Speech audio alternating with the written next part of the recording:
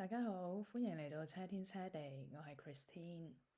咁最近我揸車咧就有啲唔小心啦，咁就撞到人哋啲車咁樣。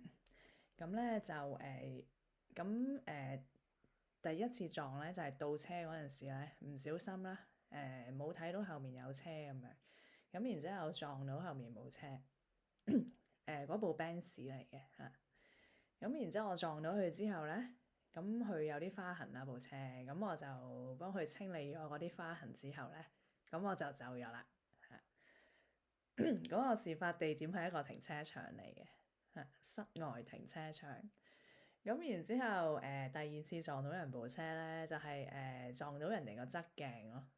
撞到人個側鏡，然之後佢側鏡個殼即係撞飛咗啊！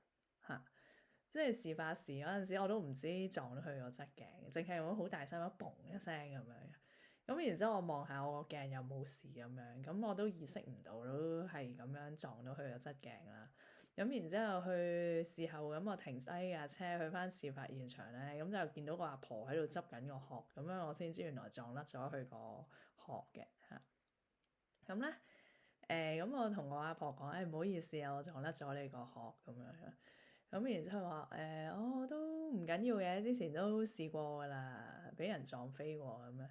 咁然之後佢話，咁然之後最後佢話揾個仔整翻咁樣樣啦嚇。咁然之後我就走咗咁樣樣。咁呢兩件事咧，咁就第一次咧就可能唔係咁好啦，即係咁樣撞到人哋架車咁樣，然之後冇通知對方就走咗咁樣。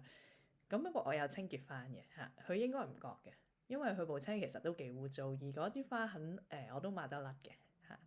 咁就吐啲口水去，咁就抹甩咗啦。咁就咁第二次咁我同翻個事主交代翻，咁個事主唔追究咁樣樣嚇。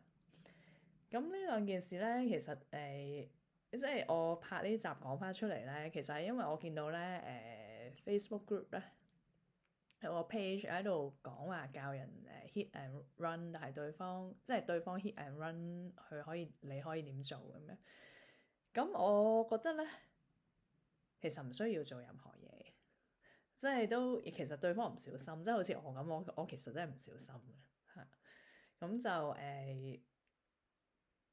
係咯，咁樣樣咯，係。咁所以咧，如果你部車俾人撞親咧，即係如果少少嘢咁樣冇乜嘢咧，咁其實可以唔使理嘅嚇。咁樣咁就繼續揸咁就得噶啦嚇。